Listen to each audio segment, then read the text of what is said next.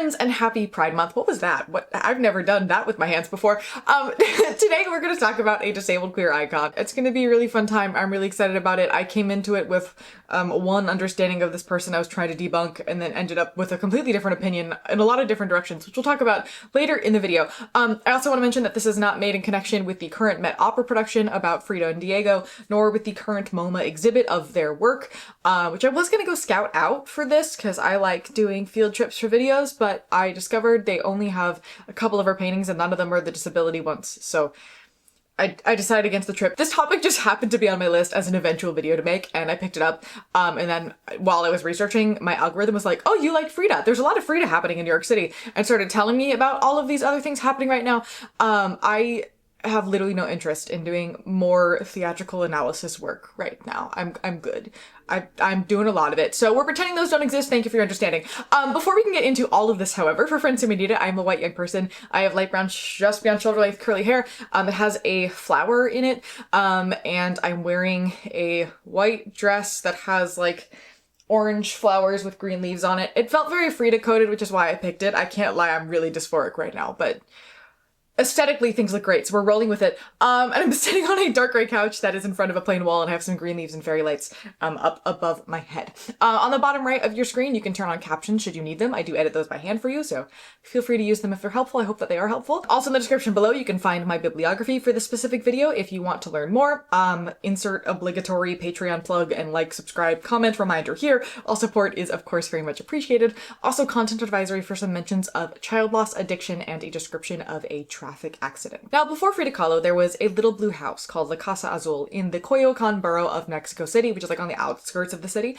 It was built by Frida's father, Guillermo, and he was born with the name Wilhelm initially. He was a Hungarian Jew who, after developing a seizure disorder due to a fall that forced him to drop out of university, also his mother passed and then his father remarried a woman he didn't like. Whole situation, he moved to Mexico and he changed his name. He would become a photographer after meeting a woman named Matilda, who would become his second wife after his first wife had passed away, and together they would raise 4 girls, in addition to the 2 daughters that Guillermo had from his first marriage, but also they like lived in a convent for most of Frida's early life, and then both married and went on to live their lives. They're not mentioned all that much in this history, but they did exist.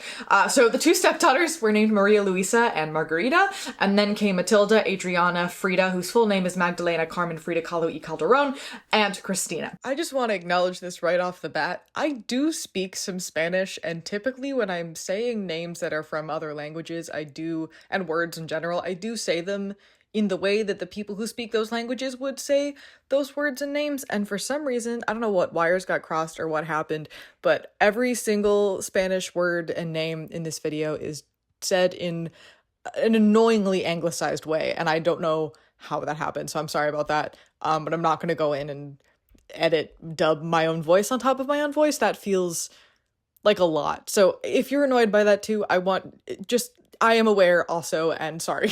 Matilda, the mother, not the sister, was the daughter of a native Mexican photographer, and her grandfather had been a Spanish general, so Frida was born with a mixed native and German ancestry. Guillermo was not so great with money and numbers, and is described in Rivera's 1983 biography, which is kind of my central source for this, because it is the central source if you're looking into Frida at all, as increasingly taciturn and misanthropic, and so their mother handled most of what was going on, though she's also reported to have begun having seizures or attacks that resembled her husband by middle age, which I could also find very little information on, but there's a lot of disability happening in this household to some extent. Either way, there was a lot going on, and the elder 2 sisters did a lot of caretaking for the younger 2. Frida, as one of the younger 2, was born on July 6, 1907, though she did sometimes fudge her birth year as being 1910, which is the year of the Mexican Revolution, as she considered herself to be a child of the revolution, but on paper, legally, she was born in 1907. As a very little one, she was mischievous and chaotic, which would not ever go away, and we'll get into that. But she was stopped a bit in her tracks at age 6 when she developed polio and was functionally out of commission for some time and bedridden for about 9 months. She often cites this time of being bedridden as when she developed her imaginary friend and began to sort of explore dreamland, for lack of a better way to describe it, which is something that we can often see reflected in her paintings. Frida's polio would significantly weaken her right leg and her right foot, and she began wearing 3 to 4 socks on that leg to try to make it look even with the other one, and would wear shoes with a built-up right heel. Later in her life, an x-ray would diagnose her with spina bifida, which is a congenital condition, meaning you're born with it, where the neural tube, which is part of the spinal cord, doesn't form quite right, which may also have contributed to this limb weakness. Now, there is a little bit of confusion in this particular regard, at least in my sense of trying to fact check stuff, because earlier sources say that in 1930 she was diagnosed with scoliosis due to an x-ray, and then the concept of a 1930 diagnosis of spina bifida does not come into play in any sourcing until way later, but both are cited from the same guy in the same x-ray. And generally sourcing either mentions one, the other, or neither, which makes it really confusing. But I did find a scientific article that discussed that while there is no concrete medical record mention of the spina bifida diagnosis that is currently spoken about, one of her paintings shows her right foot with a toe difference that is very typical of people born with neural tube defects like spina bifida, which indicates that regardless of citable medical record, this is very likely the case. Though if it's not cited from the medical record, I am very curious as to where it initially came from. I was not able to trace that all the way back. I was really trying.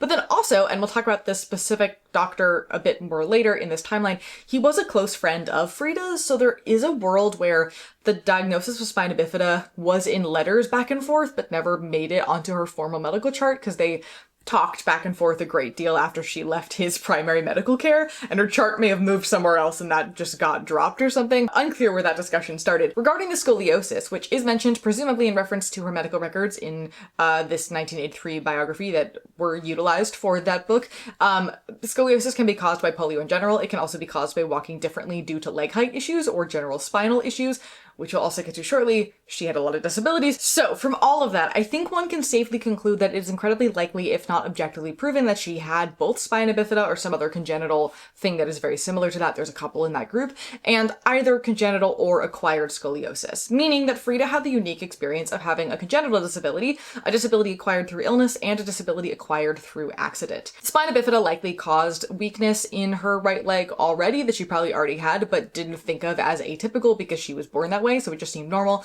and then it was exacerbated a lot more by the polio, in which case that is when it was more paid attention to and diagnosed. Now, after her experience with polio, her father insisted that she not become pigeonholed as incapable and do whatever she could to strengthen that right leg, which was kind of the common response to polio at the time, was just like, do sports. So she did all kinds of sports, which is very rare for girls in Mexico at the time. Her father was not really a hands-on father in general, but he was very close with her, perhaps because of their shared experience as disabled people. Frida would go on to do soccer, boxing, wrestling, and she was a champion swimmer. The local children still teased her, often calling her Frida Pegleg. At age 14 in 1922, her father insisted on enrolling her in the National Preparatory School, which was the best educational institution in Mexico and had only recently begun admitting girls, so she was about one of 35 at a student body of about 2,000. But she didn't seem to really mind that. She wasn't really a fan of the other girls in her school and was a bit of a tomboy at times. There's also photos of her cross-dressing, like the icon that she has. I'll put one on screen for you right now. This is a family photo from when she was 17, and she is the one in the really awesome suit on the left. This is also not the first time that she cross-dressed, and she does have at least one self-portrait in men's clothing. There's other images as well, but this is the one that comes up most quickly. She showed up on the first day of school with an unconventional outfit. The school didn't have uniforms, and a boy's haircut, and quickly found that she was not interested in any of the other girls and went to hang out with the guys instead. The school was about an hour from her home via trolley, which she would ride every single day, and she enrolled with the intention of heading to medical school after 5 years there. Though notably, she also consistently doodled in her notes, often leaving drawings from other people, and on multiple occasions pondered becoming a medical illustrator because that's clearly where her attention was kind of leaning. Because it was the leading school in Mexico at the time, and this is a time for major upheaval in Mexican identity and revolution and all of that stuff, that sort of intellectualist thought and activism and reformist energy and communism was very strong amongst the student body and much of the faculty as well, which created a bedrock for her to be involved in activist work and various political parties later in her life. Frida has been well cited as not being a dedicated student, but did just fine anyway, because she was such a voracious reader and she learned very quickly, so her grades were always fantastic, but she did ditch lectures by professors she thought were bad at their jobs. She often petitioned the headmaster to remove those professors because she thought they were bad at their jobs. She did very little work unless she thought it was useful, and she often disrupted class by asking really provocative questions just to make things a little bit more entertaining for herself. She's just like me for real. I was a terror in college. Anyway, her friend group, they were known as the cachuchas, which is for the hats that they wore as a sign of rebellion against traditional clothing of the time. They often hung out at the local American library and practically inhaled books in multiple languages, so Frida could read in Spanish, German, and English by age 15. The cachuchas as a whole were as chaotic as Frida, if not more so, including the one very notable time where they built a bomb they decided to set off in their least favorite professor's classroom, as one does. And for the record, the bomb went off and then he just kept lecturing, which is impressive. My audiobook glitched in the specific piece of that specific chapter, so I did get to listen to this story 3 separate times. So I know a lot about this bomb. Her family generally struggled with money, so during breaks and vacations, she often worked odd jobs or tried to find odd jobs to work or helped out in her father's studio, but was not the best at like the average job. Specifically, one time she worked at a till in a shop and she kept having to put in some of her own wages at the end of the day to try to balance the register because she would mess the numbers up so often. Again, I'm feeling like maybe medical illustrator is probably a better choice than becoming a doctor. In her first year at school, when she was 14 years old, a famous 34-year-old Mexican painter named Diego Rivera was hired to paint a mural in the auditorium of the school. He was not immune from the cachucha's shenanigans by any means, and also Frida specifically liked to come into the auditorium, which was closed off because he was painting in it, and watched him paint. At one point, she told her friends she was going to have this man's babies one day. So good for her, I guess. Also, in her time at school, she was madly in love with a classmate named Alejandro Gomez Arias, and they wrote letters back and forth pretty much daily, if not multiple times a day. I cannot express how utterly, absolutely cringy those letters are, because of course they were. They're teenagers in love. It is beautiful and just absolutely painful to trudge through. On the afternoon of September 17th, 1925, when Frida was 18, they were riding on a bus together when it was hit in the center by a trolley that basically bent it in half and then crushed it against a wall. These kinds of accidents were apparently fairly common in Mexico City at the time, which I don't know, feels like a problem, but it has been noted in multiple places that this was not like a freak accident. This was a thing that just kept happening to people. Alejandro, in his retelling of the accident, claims that he was pretty much unhurt and was just trying to care for Frida, but he was confined at home to recover for quite some time after the accident, so that likely was not the case. For Frida, it was a miracle that she survived. Her spinal column was broken in 3 places in the lumbar region, her collarbone was broken, and her 3rd and 4th ribs. Her right leg had 11 fractures, and her right foot was dislocated and crushed. Her left shoulder was out of joint, her pelvis broken in 3 places. The steel handrail had literally skewered her body at the level of the abdomen. Her parents were in such shock about the accident that they refused to come to the hospital, and both of her parents became much sicker with their respective ailments after the fact. Her sister, Matilda, however, came as quickly as she could. She lived very locally, and she visited daily. Other cachuchas also came to visit her as well. The hospital was really near the school, so a lot of her friends were kind of in and out to hang out with her during her month in the hospital. Over the course of the next 29 years that she lived after this accident, she experienced over 32 surgeries, mostly on her spine and right foot, was in constant pain and fatigue. She was in and out of full body casts as well as orthopedic corsets and plaster cast corsets, which she often decorated and incorporated into her fashion, and she was also unable to have children and had often either intentional pregnancy losses for safety or accidental pregnancy losses. This is a photo of one of the corsets that she decorated. It's my favorite one because it has the hammer and sickle of communism, of course, painted on the top, and then it also has a fetus as a reference to her struggles with fertility. I am most impressed because this is a plaster one that is like on her, and she managed to paint that well from that angle while wearing it. That is impressive to me. Anyway, this one's really cool, but there's lots of others if you go and just look up what her various corsets and casts and stuff look like. A month after the accident, she was able to go home to recover, but notably, it seems like they never really checked her spine before they sent her home to see what was going on there, which may have caused further damage, of course, when she started walking. It's unclear from my readings of the historical record as to whether this was a medical oversight or a deliberate choice due to lack of funds, as she would sometimes get inadequate or incomplete medical care solely due to money issues. That's really unclear to me, but I feel like you look at somebody's spine before you send them home and tell them to start walking. But medicine has changed, so, things happen. During her recovery in a full body cast, she was incredibly bored and eventually asked if she could use the oil paints her dad had laying around in his studio, and so her mother had a carpenter create a custom easel that she could use while laying down, and this is when she began painting. She also wrote to Alejandro pretty much constantly, and it seems kind of like she was living solely for his visits, but then he visited with incredible rarity, which she then found absolutely devastating. Kind of unclear if that's because she was far away, or because he was too traumatized by the accident, because he seems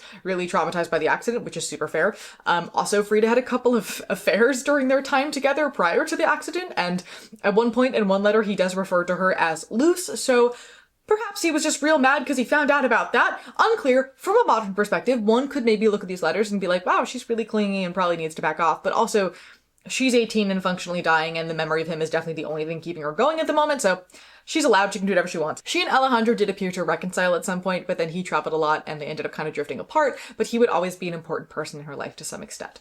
Frida did not return to school after the accident and instead found herself within the artistic bohemian crowd of Mexico City, eventually re-meeting Diego Rivera under very different circumstances. In addition to being a very popular and famous painter, he also had quite the reputation as a playboy. Also, he was 41 and she was 20, but she would become his third wife in a small civil ceremony on August 21st, 1929. Her family wasn't particularly majorly pleased about her marrying him. They did call them the dove and the elephant on a couple occasions, but they did feel like he could provide for her and knew that she would always need expensive medical care that they could not really afford, so they decided it was going to happen. But also, like, you can't tell Frida what to do, whether you approve or disapprove of something, it doesn't matter. She's going to do what she wants, so they got married. Now, you will see some sources claim that because Frida started wearing her famous traditional Tijuana clothing pretty much full-time around her marriage to Diego, that she dressed this way because he liked it, and that's what made her do that. But it does seem like Tijuana clothing was in her life far before that. There's a photograph that was recently found where her mother is in full Tijuana dress, and it also wasn't uncommon for people within this revolutionary group to lean toward traditional Mexican indigenous style and fashion and in art as part of like we're building a new Mexican identity revolutionary political thing that was going on. Also, quite practically, traditional Tijuana clothing offers long puffy skirts, which hide various bodily differences. Also, looking at many of her outfit photos, they all look unbelievably soft and sensory friendly, as well as lightweight, which would be really important for somebody who's living with chronic nerve pain where it feels like your entire body's on fire all the time. I don't disagree that Diego probably loved her wearing these clothes, and there are multiple times where she briefly stops dressing this way as sort of like a dig at him while they're having marital issues, of course, but she always returned to it. And I also think, given how common it is today to see disabled women in particular finding some control over their unruly bodies by being incredibly obsessed with fashion and hair and always looking put together, and also like knowing people are staring at you because you look different in a fashion way, not because you look different in a disability way, it feels kind of unfair to be like, well, yeah, she dressed like that and she cared about her appearance because her husband liked it. Like that, it feels pretty clear to me that it's a lot deeper than that, and specifically when we're talking about fashion that you would consider odd, like in the vintage fashion world, for example, I feel like almost every single vintage fashion person I know is disabled. I feel like dressing differently and caring a lot about how you look within the different category is very much a thing that correlates with disability often, and it's every time I saw people be like, well, she did this for her husband, I was like, this is a major oversight and it's clearly written by a non-disabled person, because if you knew, you would know. Also, going back to the photo I just showed you of her cross-dressing at age 17 and the fact that it's well documented that she dressed real weird when she started going to school, there's a lot of record that she cared a lot about fashion in a way that she didn't necessarily care about how she fit in with the fashion around her, but that she personally felt good and looked good no matter what social norms she was or was not meeting. So again, I feel like this boiling down of it being like, oh, she did it because Diego liked it, just completely ignores a lot of information that we have about her. And I find it really, really interesting that the historical record up until very, very recently has been like, oh yeah, she started dressing differently because of Diego, because we have so much record of her dressing differently prior to Diego that has just been completely ignored by the historical. I'm just confused by that interpretation. But anyway, I'm getting wildly off topic. Back to the timeline. She and Diego were also staunch communists. They would leave the party in 1929 because Diego chose to take a job to paint a mural at the palace. They overall had a weird time with the party, also like the whole Trotsky versus Stalin situation, which made the party have a weird time with itself. The two of them were very Marx-centric, and, you know, everybody has different opinions with how you, personally take ideology and turn it into the practical, and they didn't always agree with what the party had to say. They were logistically, technically always staunch communists, even if they weren't always in the party, though Frida would rejoin it later and have the communist flag put on her casket after she passed.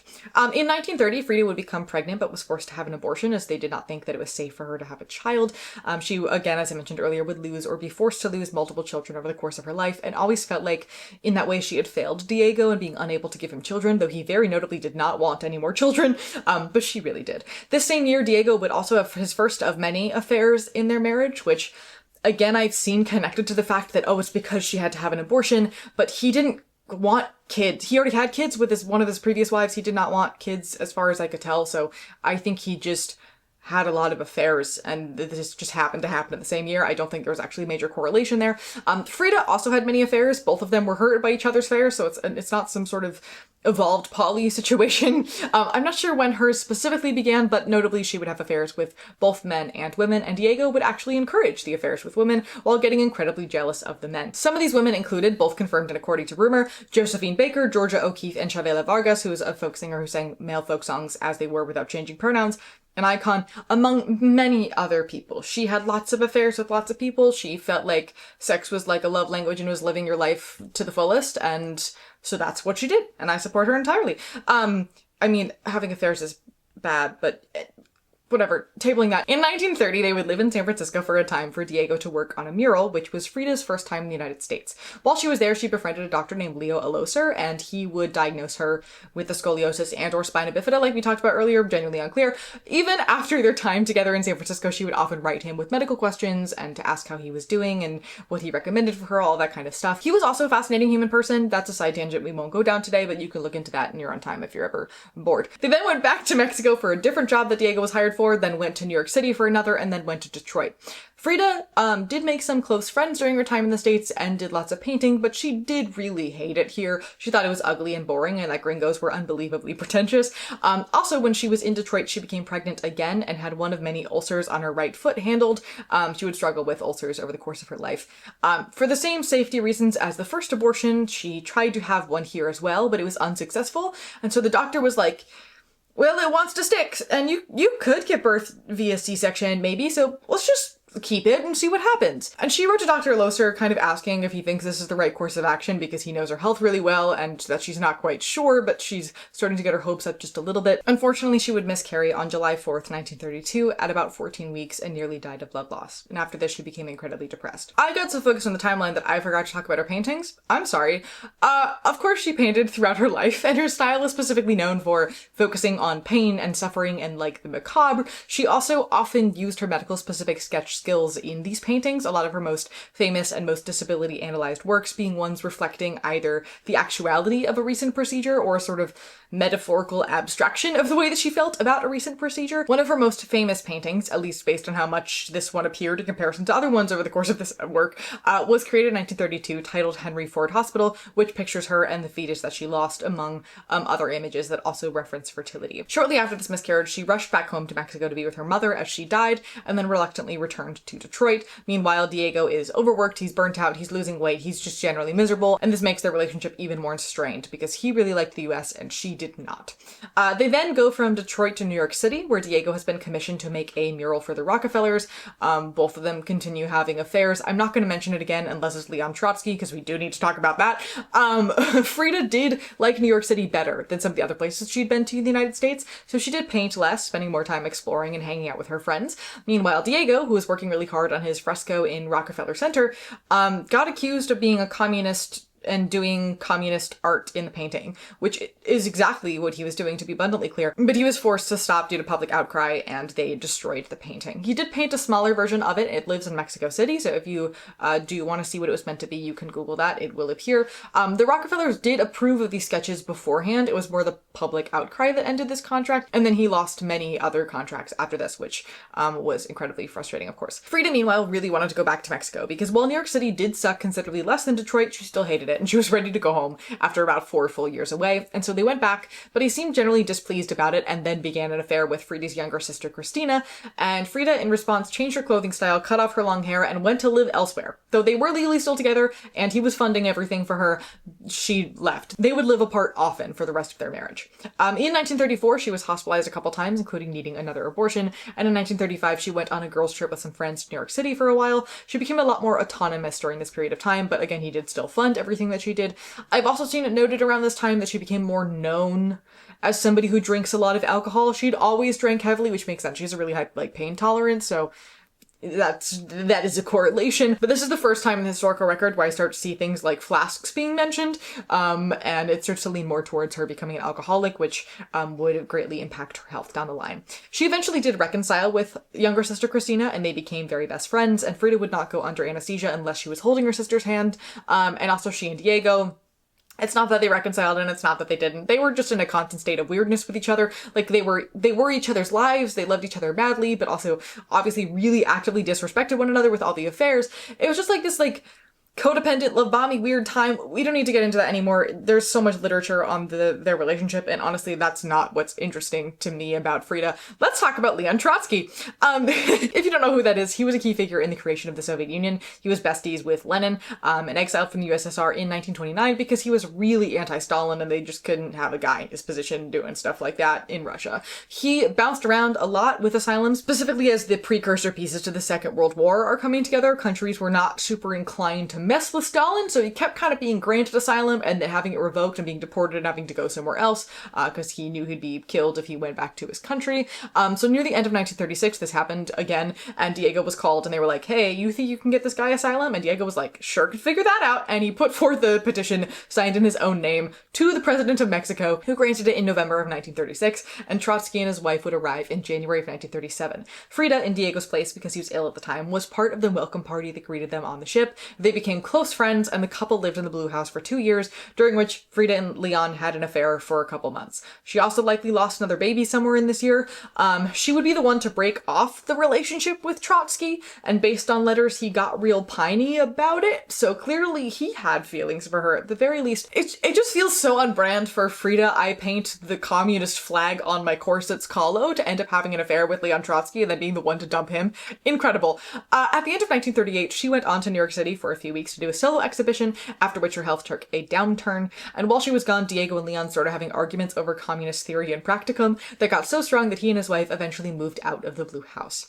Frida then went, I believe, straight from New York to Paris for another exhibition. Later that year, in November of 1939, she and Diego would formally divorce, at which point she would cut her hair again and was like, I'm not going to take any of Diego's money, I'm going to be a strong, independent woman, and began to work a lot harder, determined to make a living from her paintings. And all of her friends gathered together to try to get her clients and buy her work and support her however they could, but she really did struggle. Again, crazy medical bills. Also, I do feel like the unable to count money while working a till in a shop thing probably factored into money struggles in this point in her life as well. In May of 1940, there was an attempted assassination of Leon Trotsky, and because of the whole fighting and then them moving out situation just a year prior, Diego became a suspect in this case, so he was put into hiding by his friends and then went to San Francisco to paint another mural.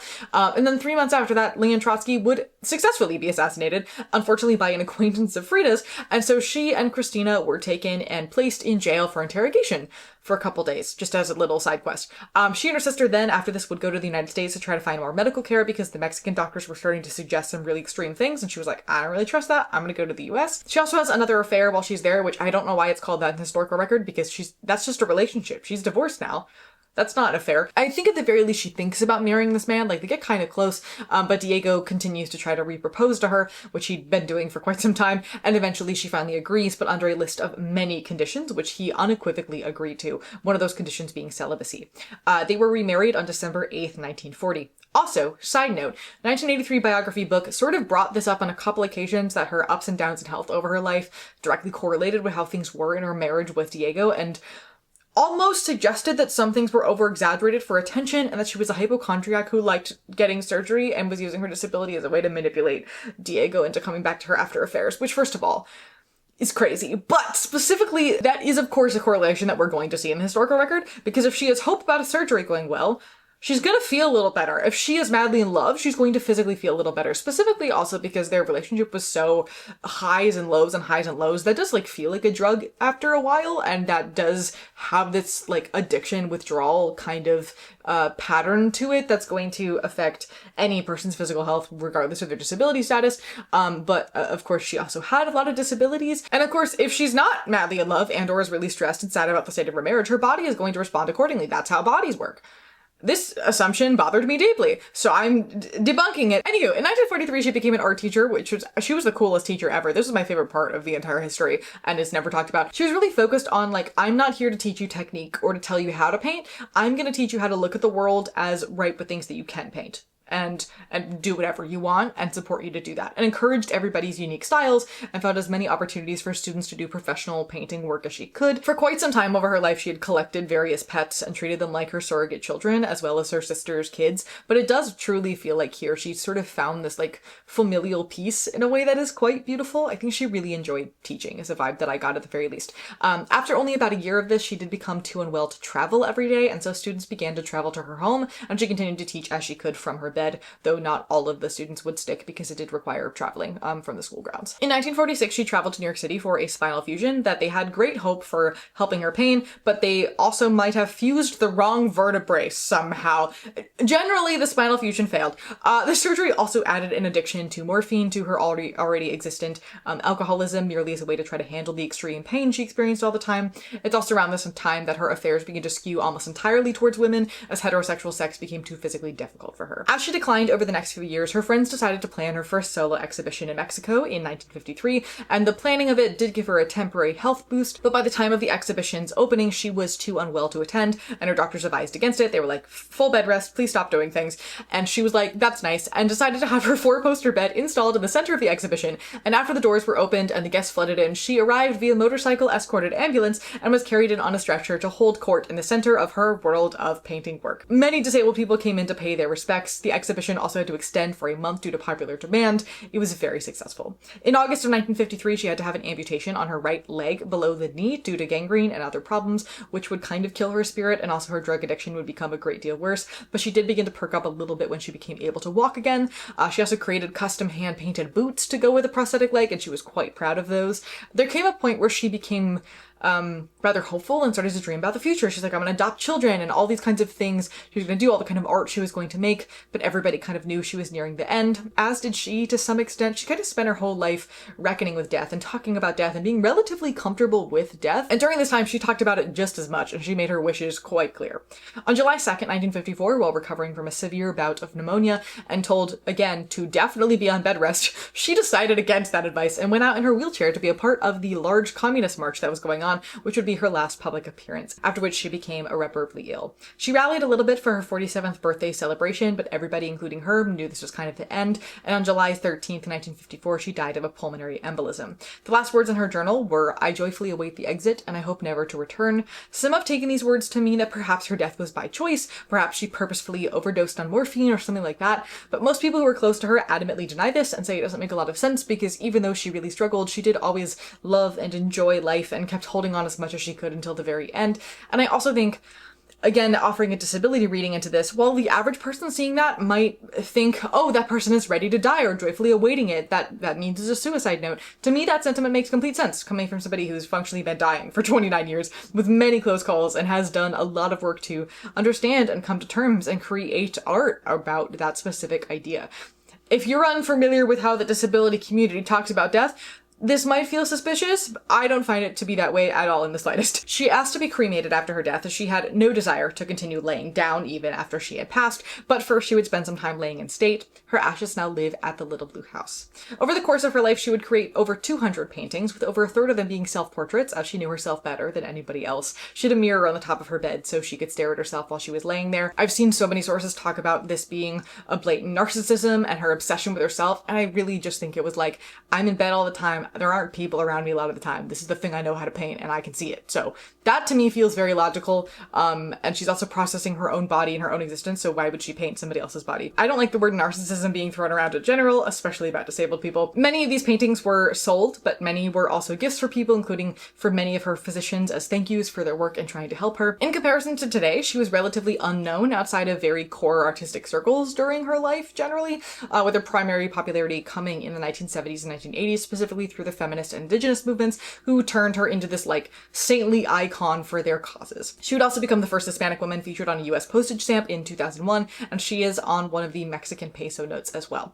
Now, beyond the occasional images of Frida that float around in this sort of like 1970s feminine icon way, and like my middle school art teacher's walls being covered exclusively with paintings by Frida Kahlo and Georgia O'Keeffe, which in hindsight, our teacher equivalent of hanging pride flags from the ceiling. The first place that I really learned about Frida Kahlo was when I was first getting into the world of learning about disability and saw videos from several different early wave disability YouTubers talking about her. And before I critique said videos, I do want to emphasize These are from the era of YouTube where lifestyle content was the central popularity, and most historical or factual videos that appeared from that style of creator would typically be very short and very surface level. In researching for this video, I was able to figure out what specific singular article two creators specifically used as their primary, if not only source, and what two articles another creator used. This was not a deep dive situation, but that was standard for the time. I'm not trying to like drag any of these people through the mud to any degree. This side of YouTube probably saved my life in a couple different directions. I'm more framing it as a limitation in the popular body of research and popular conversation from the disability community about Frida Kahlo that I do think needs correcting,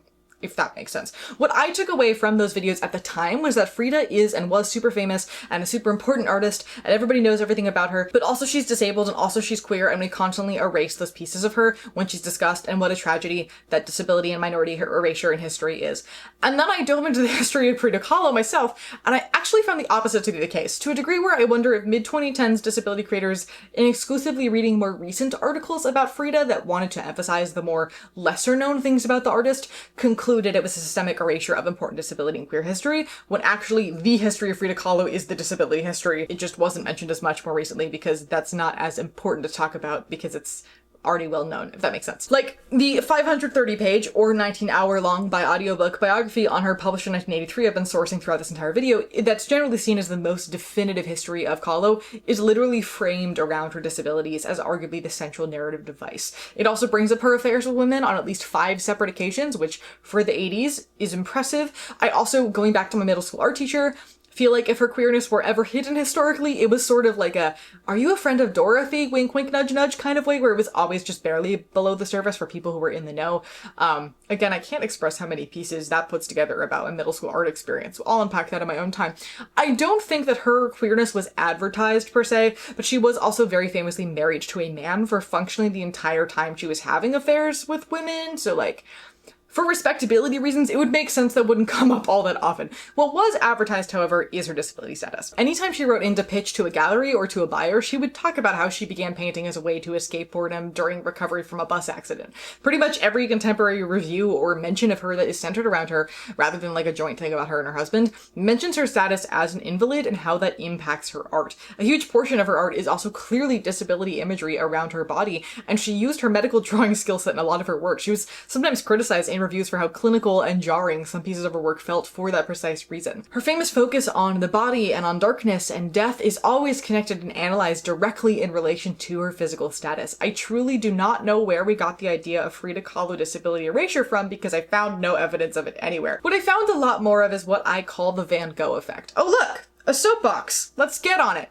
So, one of my biggest frustrations with the arts industry, and I'm talking about every single kind of art, not just visual, is our obsession with the tortured artist. This is something that has been well documented as causing real harm to artists who become afraid to treat their mental illnesses due to fear that it will ruin their creativity. It has created curriculum where the precise purpose of it is to traumatize students so that they are inspired to create art, which if you think didn't happen in your arts education, take some time, because it did, and it is in all of the curriculum. It has created this idea that great suffering creates great art, and thus suffering is, in a dark way, good, actually. So we can feel less uncomfortable about it because actually everything happens for a reason. We've unpacked this in a couple different directions before. Specifically, I have a video about Van Gogh and like theater of cruelty, Artaud, that kind of stuff. I'll link that above. We also talked about it in my tuberculosis video, which historically has been a particular place where this sort of mindset became incredibly popular, though madness linked with genius has been connected practically since the beginning of time, but I'll link the TV video above as well.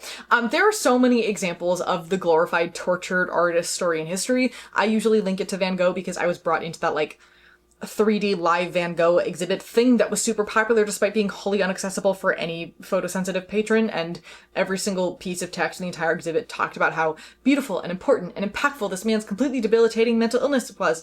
And I just got really angry about it because both, why are we reducing this man to his moments of suffering rather than everything else he did in his life, which was a lot of stuff? And also, is that not just inspiration porn repackaged? Why are we so chill with this? So if I see a tortured artist narrative, I'm running out of screaming with a pitchfork, and I'm not sorry. But anyway, that brings me back to the absurdity of claiming disability erasure in Frida's case, because arguably all she has been boiled down to in media and in history is her disability and her fashion choices. I read her described somewhere as the poster child for sorrow and for resiliency, because that's what people see her as. And it's one thing for a disabled person to see her as a poster child for resiliency. Like, I personally find her inspiring in a sort of like personal way, because she really did make the most of things even when they kind of sucked, and she had a fiery spirit that fueled her to do some really cool stuff with the time that she had on Earth.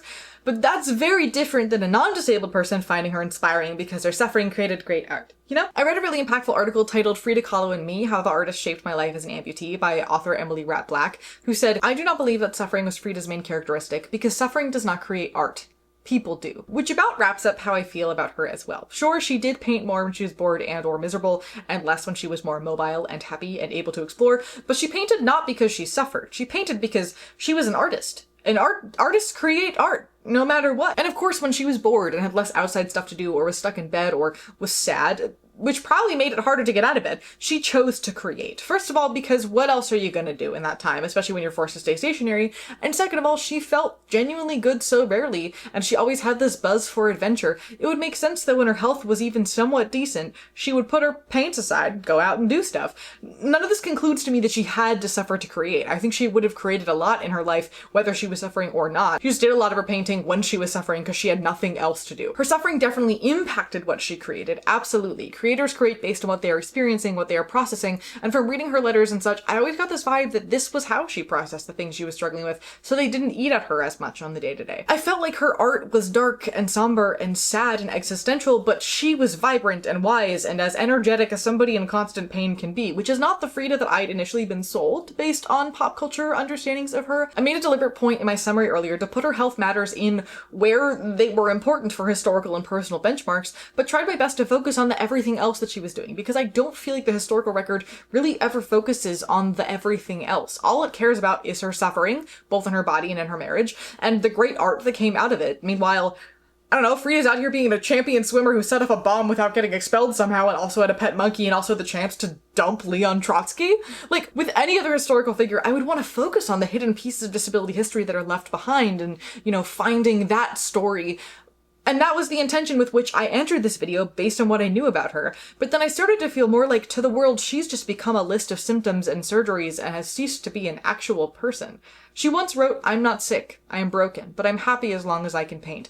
And I've seen that interpreted time and time again as connecting her brokenness and her suffering to why she was a great painter. But to me, that quote just says, hey, my body doesn't work right, but here I am still able to create art, and for that I am happy. Sure, she had her moments of wanting to die and feeling like everything was horrible and miserable, just like every person does. I'm not trying to say she was a happy, bubbly, all the time kind of person by any means, because I don't think that is true to any major degree. But I do think she was a human person who experienced the full range of human emotion, and that she has been turned into this stiff, saintly symbol of suffering and hardship and great art in a way that really weirds me out and is indicative of this larger pattern of misrepresenting real disabled people to fit a narrative that eases our discomfort around what a disabled life can look like. I can't claim to have fixed that by any means here. Also, I'm a white person talking about Frida Kahlo and Mexican history, but I hope I have at least balanced it out a little bit, and that you learned something new today. I made a little cross stitch of Frida that was the kit was like a gift or something over a year ago. I'll put a picture of it here. It's on my bedroom wall. I put it up after I moved here, and I've been feeling lately rather glad that I did. Not for like Frida as the feminist icon or the symbol of pushing through hardship and the connection between great suffering and great art, but more as a sort of disabled queer activist big sibling who did just about everything she put her mind to just because she wanted to, and she felt strongly about it, and so she just figured it out because disability is creativity and figuring stuff out. I may not have the communist hammer and sickle painted on my orthopedic corset like she did, but that's a side of Frida that I want to honor by having her on my wall, not the inspiration porn tortured artist stuff. I don't want to put any words in her mouth, but I honestly don't think she would love to know that she has been remembered this way based on how she talked about art and disability. And for the record, that is precisely why I'm avoiding the opera right now. By the clips alone, I can tell this is the narrative direction the work went in, and I'm good. I don't need that, especially because opera has things with disability history and having non-disabled people in disabled roles, and that, again, not a thing that I particularly feel inclined to go see. Anyway, I'm gonna wrap this one up here. I hope that you learned something today. I sure did. Definitely intended this to be like a 2 to 3 day quick research project, and that's why I picked it, and then it became a 2-week long project, but I have no regrets. As always, thank you for being here. Thank you for being Happy Pride Month. Remember, critical thinking is so very sexy, as is decorating your medical gear and being gay, and I look forward to seeing you, my dear, in the next one.